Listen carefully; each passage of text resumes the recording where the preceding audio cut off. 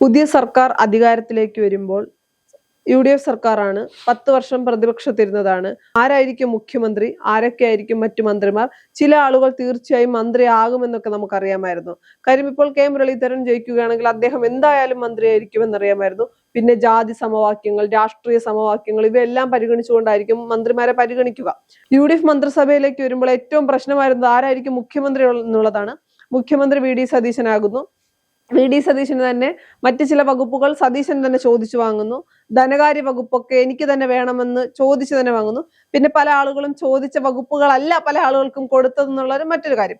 ആഭ്യന്തര വകുപ്പ് മന്ത്രിയായിട്ടുള്ള രമേശ് ചെന്നിത്തല അദ്ദേഹം ആവശ്യപ്പെട്ടതാണ്, എനിക്ക് ആഭ്യന്തര വകുപ്പ് തന്നെ വേണമെന്ന് രമേശ് ചെന്നിത്തല ആവശ്യപ്പെടുന്നു.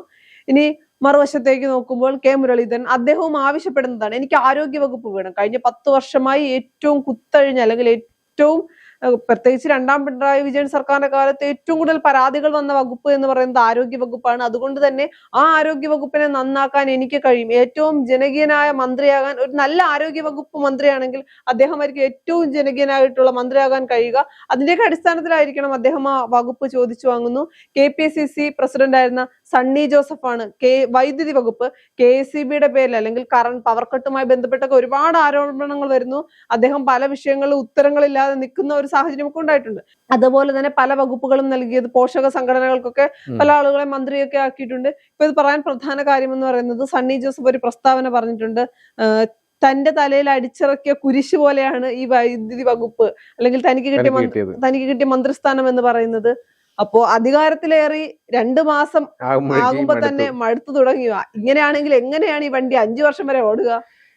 ഇത് ഇങ്ങനെ ഒരു പ്രസ്താവന സണ്ണി ജോസഫിന്റെ ഭാഗത്തു നിന്ന് ഉണ്ടാവുന്നൊന്നും ഒരിക്കലും ആരും പ്രതീക്ഷിച്ചിട്ടുണ്ടായിരുന്നില്ല. പക്ഷെ പറഞ്ഞത് വരികയാണെങ്കിൽ മന്ത്രിസ്ഥാനത്ത് എത്തിയതോടെ, അതായത് UDF മന്ത്രിസഭ അധികാരത്തിലേറിയപ്പോൾ തൊട്ടാണ് ഈ വൈദ്യുതി വകുപ്പിൽ കാരണം വൈദ്യുതി ഇല്ലാത്ത, അതായത് കറണ്ട് കട്ടിനൊക്കെ ഏർപ്പെടുത്തേണ്ട ഒരു അവസ്ഥ വന്നു. കാരണം വൈദ്യുതി കിട്ടാനുണ്ടായിരുന്നില്ല. പിന്നെ വലിയ പണം കൊടുത്തിട്ട് വാങ്ങേണ്ട ഒരു അവസ്ഥയൊക്കെ ഉണ്ടായിരുന്നു.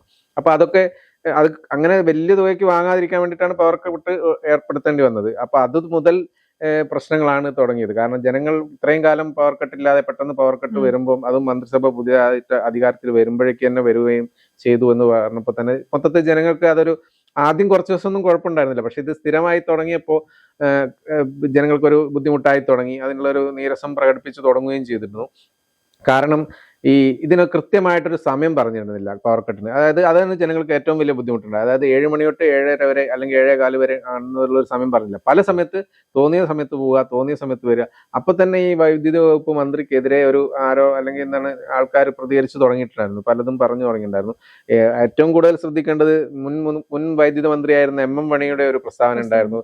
ഇത് ചെയ്യണമെങ്കിൽ വെറുതെ തലയ്ക്ക് ഓളം വേണം, അല്ലെങ്കിൽ ബുദ്ധി പ്രയോഗിക്കണം എന്നുള്ള രീതിയിലാണ്. മന്ത്രിയായിരുന്ന പോരാ, എങ്ങനെ ഈ കാര്യങ്ങൾ പവർ കട്ട് ഇല്ലാത്ത രീതിയിൽ ഞങ്ങൾ ആക്കിയതുപോലെ ചെയ്യേണ്ടത് എങ്ങനെയാണെന്നൊക്കെയുള്ള പഠിക്കണം, അല്ലാതെ വെറുതെ പവർ കട്ടങ്ങ് ഏർപ്പെടുത്തി ജനങ്ങളെ ബുദ്ധിമുട്ടിക്കുകയല്ല എന്നൊക്കെയുള്ള രീതിയിൽ പിന്നെ MM മണിയുടെ പ്രസ്താവന ഉണ്ടായിരുന്നു. അത് മാത്രമല്ല, ലോകകപ്പ് ഫുട്ബോൾ നടക്കുന്ന സമയമായിരുന്നു. കാരണം രാത്രി സമയങ്ങൾ പുലരുന്നവരെയൊക്കെ ആയിരുന്നു ഈ മത്സരങ്ങൾ നടന്നുകൊണ്ടിരുന്നത്. അതുകൊണ്ട് ഈ കേരളത്തിൽ ഇത്തവണ എന്തായാലും ഒരുപാട് പേര് ഫുട്ബോൾ കാണാനിരിക്കുകയും കൂടുതൽ നേരം വൈദ്യുതി ഉപയോഗിക്കുന്ന ഒരു അവസ്ഥയും ഉണ്ടായിട്ടുണ്ടായിരുന്നു. അപ്പൊ അതൊക്കെ ഇതിനൊരു കാരണമായി മാറിയേക്കാം. അപ്പൊ ഈ സമയത്ത് ലോകകപ്പ് ഫൈനൽ കാണാൻ വേണ്ടിയിട്ട് എല്ലാ സ്കൂളുകൾക്കും വിദ്യാഭ്യാസ സ്ഥാപനങ്ങൾക്ക് അവധി കൊടുക്കുന്നു. അങ്ങനെയൊക്കെ ഒരു ചരിത്ര സംഭവം തന്നെ ഉണ്ടായിരുന്നു നമുക്ക്.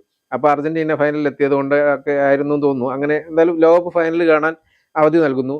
അപ്പം MM മണി ഒരു ട്രോള് ഇറക്കിയതെന്ന് വെച്ചാൽ, വിദ്യാഭ്യാസ സ്ഥാപനങ്ങൾക്ക് മാത്രം അവധി കൊടുത്തിട്ട് കാര്യമില്ല, KSEB കൂടിയും പരിഗണിക്കണം. കാരണം എന്ന് വെച്ചാൽ കറണ്ട് പോയി കഴിഞ്ഞാൽ പിന്നെ കളി കാണാൻ പറ്റില്ലല്ലോ. അപ്പൊ എന്നുള്ളൊരു രീതി. കാരണം ആ സമയത്ത് പറഞ്ഞിട്ടുണ്ടായിരുന്നു, മന്ത്രിയുടെ പ്രവർത്തനമൊന്നും ശരിയല്ല, നേരായ രീതിയിൽ നോക്കിയില്ല. കറണ്ട് അന്ന് പോയിട്ടില്ല എന്നുള്ളതൊക്കെ വേറെ കാര്യം, അന്ന് പോവില്ല എന്നുള്ളത് KSEB പിന്നെ അറിയിക്കുകയും ചെയ്തു. പക്ഷെ ആ ഒരു കുറച്ചു കാലമായി മഴ തീരെ കുറഞ്ഞത് കൊണ്ട് ഒരു പ്രതിസന്ധി തന്നെയായിരുന്നു KSEBക്ക് അഭിമുഖീകരിക്കേണ്ടി വരുന്നത്. അപ്പൊ ആ ഒരു പ്രതിസന്ധി നേരിട്ട് അഭിമുഖീകരിക്കേണ്ടി വന്നത് കൊണ്ടാവും ഈ ഒരു പ്രസ്താവന ഇറക്കിയതെന്നാണ് എനിക്ക് തോന്നുന്നത്. സണ്ണി ജോസഫ് ഒക്കെ മന്ത്രിയായി വരുമ്പോൾ അല്ലെങ്കിൽ UDF മന്ത്രിസഭയിൽ നമ്മൾ പറയുന്ന ഒരു കാര്യമുണ്ട്, എക്സ്പീരിയൻസ് ആയിട്ടുള്ള മന്ത്രിമാരൊക്കെ കുറവാണ്. അപ്പൊ അതിൻ്റെതായ ഒരു ബുദ്ധിമുട്ടുണ്ടാകും. പുതിയ മന്ത്രിമാരൊക്കെ ആകുമ്പോൾ അവർക്ക് പഠിച്ച കാര്യങ്ങൾ നടത്തിയെടുക്കാനൊക്കെ ഉള്ള ഒരു സമയം ഉണ്ടാകും. പക്ഷെ സണ്ണി ജോസഫ് ഇത് പറയുമ്പോൾ തന്നെ അദ്ദേഹം മറ്റൊരു കാര്യം കൂടി പറയുന്നുണ്ട്, എനിക്ക് തന്ന പണി കൃത്യമായി ഞാൻ ചെയ്യും.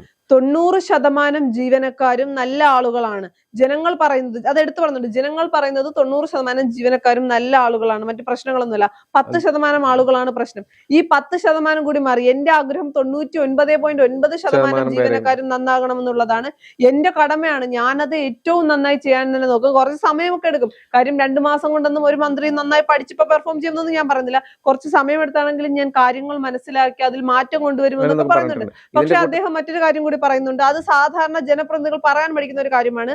എനിക്കും എന്റെ കീഴിലുള്ള KSEB ജീവനക്കാർക്കും ശമ്പളം നൽകുന്നത് ജനങ്ങളുടെ നികുതി പണം കൊണ്ടാണ്. ഒരു പോസ്റ്റ് ഇടിഞ്ഞു വീണാൽ തന്നെ മന്ത്രിയെ ഡയറക്റ്റ് വിളിക്കുന്ന കാലമാണിത്. അദ്ദേഹം അങ്ങനെയാണ് പറയുന്നത്. ഒരു പോസ്റ്റ് ഇടിഞ്ഞു വീണാൽ മന്ത്രിയെ ഡയറക്റ്റ് ആയിട്ട് വിളിക്കുന്ന ഒരു കാലമാണ് അതെന്ന് വെച്ചാൽ ഒരു പരാതി രൂപത്തിൽ പറഞ്ഞിട്ട് അദ്ദേഹം തന്നെ പറയുന്നുണ്ട്, ഞാനത് കേൾക്കാൻ ബാധ്യസ്ഥനാണ്. എനിക്കും എന്റെ താഴെയുള്ള ഉദ്യോഗസ്ഥർക്കും KSEB ഉദ്യോഗസ്ഥർക്കും പണം നൽകുന്നത് സാധാരണക്കാരായ ജനങ്ങളാണ്, അല്ലെങ്കിൽ അവരുടെ നികുതി പണമാണ്. അപ്പൊ ജനസാധാരണഗതിയിൽ അങ്ങനെയൊന്നും ജനപ്രതിനിധികൾ അത് അംഗീകരിക്കാറുമില്ല, അത് പറയാറുമില്ല. അംഗീകരിച്ചാൽ പോലെ, അല്ലെങ്കിൽ എല്ലാവർക്കും അറിയാം സാധാരണ ഞാനും ചേട്ടനും അടക്കമുള്ളവർ നൽകുന്ന നികുതി പണമാണെന്ന് അറിയെങ്കിൽ പോലും അത് പറയാറില്ല.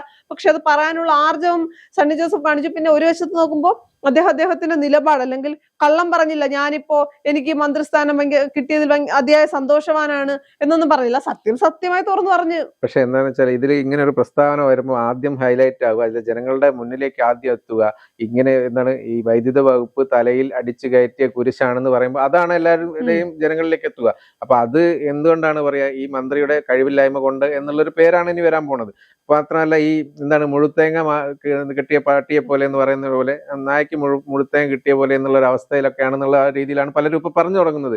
മന്ത്രിയെ ആക്ഷേപിക്കാനൊക്കെ തുടങ്ങിക്കഴിഞ്ഞു. അങ്ങനെയുള്ള പല ഇതും ഇനി വരാൻ സാധ്യതയുണ്ട്. ഈ വിഷയത്തിൽ 2 രീതിയിലാണ് എടുക്കുന്നത്. ഒന്ന് പോസിറ്റീവായും എടുക്കാം, നെഗറ്റീവുമായിട്ടും എടുക്കാം എന്ന് പറഞ്ഞാൽ, ആദ്യം നെഗറ്റീവ് വശം എന്താണെന്ന് പറയാം. ഇത്തരം ഒരു കാര്യം പറയുമ്പോൾ, ഇത്തരം ഒരു പ്രസ്താവന ഒരു മന്ത്രി തന്നെ നടത്തുമ്പോൾ ജനങ്ങൾക്ക് ആ മന്ത്രിയിലും ആ സർക്കാരിലും എന്ത് വിശ്വാസമാണുള്ളത്?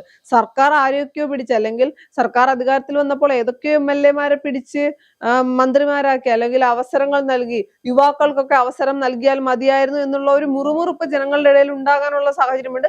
പിന്നെ ഈ മന്ത്രി എങ്ങനെ ഞങ്ങൾ വിശ്വസിക്കും? ആ മന്ത്രിക്ക് തന്നെ താല്പര്യമില്ലാതെ കിട്ടിയ വകുപ്പായതുകൊണ്ട് ഈ മന്ത്രിയെ സാധാരണക്കാരായ ജനങ്ങൾ എങ്ങനെ വിശ്വസിക്കും എന്നുള്ളതാണ് ഒരു കാര്യം. അതാണ് അതിന്റെ നെഗറ്റീവ് വശം.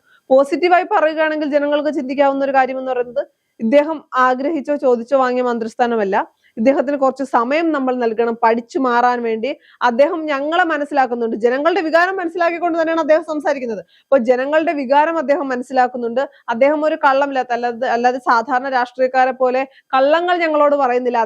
അദ്ദേഹത്തിന്റെ അവസ്ഥ ഞങ്ങളോട് തുറന്നു പറഞ്ഞു. അപ്പൊ ഞങ്ങൾ കൂടി സപ്പോർട്ട്, അല്ലെങ്കിൽ ജനങ്ങൾക്ക് വേണ്ടി മാറാനും അദ്ദേഹം പരിശ്രമിക്കാനും തയ്യാറാണെന്ന് പറയുമ്പോൾ അതിനെ പോസിറ്റീവായിട്ടും എടുക്കാൻ. പക്ഷെ രാഷ്ട്രീയമായതുകൊണ്ട് തന്നെ ഇതിനെ കൂടുതലും നെഗറ്റീവായി പോകാനാണ് ഈ വിഷയത്തിന് സാധ്യത കൂടുതൽ. പക്ഷെ ഇതിൽ ഒരു പ്രത്യേക കാര്യം പറയുന്നത്, എന്ത് തന്നെയാണെങ്കിലും ഈ ഒരു ഇത് ഏറ്റെടുത്ത് കഴിഞ്ഞാൽ അത് എങ്ങനെ നല്ല രീതിയിൽ കൊണ്ടുപോവുക എന്നുള്ളത് തന്നെയാണ് മന്ത്രി ശ്രദ്ധിക്കേണ്ടത്. കാരണം അതിനു വേണ്ടിയിട്ടാണ് അത് ചെയ്യുമെന്ന് അദ്ദേഹം പറയുന്നുണ്ട്. അതും കൂടി നമ്മൾ ശ്രദ്ധിക്കണം. മാത്രമല്ല ഈ പവർ കട്ടും ഇങ്ങനത്തെ കാര്യങ്ങളൊക്കെ ഏർപ്പെടുത്തേണ്ടി വന്നതിനെ കുറിച്ചും നേരത്തെ തന്നെ മന്ത്രി വെളിപ്പെടുത്തിയത്. കാരണം വേണമെങ്കിൽ ഉയർന്ന വിലയ്ക്ക് അന്യ സംസ്ഥാനങ്ങളിൽ അല്ലെങ്കിൽ പുറത്തു നിന്ന് വൈദ്യുതി വാങ്ങാം. വൈദ്യുതി വാങ്ങുന്നതിന് പൈസ കൂടും, അത് ജനങ്ങളുടെ മേലൊരു ഭാരമാക്കി അടിച്ചേൽപ്പിക്കേണ്ട എന്ന് കരുതിക്കൊണ്ടാണ്. അതെ, സാമ്പത്തിക പ്രശ്നമാണ്. അപ്പൊ അതുകൊണ്ടാണ്, അങ്ങനെയൊക്കെ കൊണ്ടാണ് പവർ കട്ട് ഏർപ്പെടുത്തേണ്ടി വരുന്നത് എന്നും. പിന്നെ മഴ ഇല്ലാത്ത ഒരു സാഹചര്യം ഉണ്ടായിരുന്നില്ല കഴിഞ്ഞ തവണ, പക്ഷെ ഇപ്രാവശ്യം മഴ കുറവായിരുന്നു, അതുകൊണ്ടാണ് ഇങ്ങനെ ഒരു സംഭവം ഉണ്ടായതെന്നും പറയുന്നുണ്ട്. പക്ഷെ ഇതൊന്നും കാര്യം ജനങ്ങളിലേക്ക് എത്തില്ല. കാരണം പവർ കട്ട് ഉണ്ടാകുമ്പോൾ അനുഭവിക്കുന്ന ഒരു ബുദ്ധിമുട്ട് മാത്രമാണ് ജനങ്ങൾക്ക് ഒരു പ്രശ്നം ഉണ്ടാവുക. എന്തായാലും മന്ത്രിയുടെ ഭാഗത്തുനിന്ന് ഇങ്ങനെ ഒരു പ്രസ്താവന ഉണ്ടായത് ഇനി എന്തായാലും ചർച്ചാ വിഷയമാകാൻ തന്നെയാണ് സാധ്യത. ഇത് പ്രതിപക്ഷം ഏറ്റെടുക്കാനും സാധ്യതയുണ്ട്.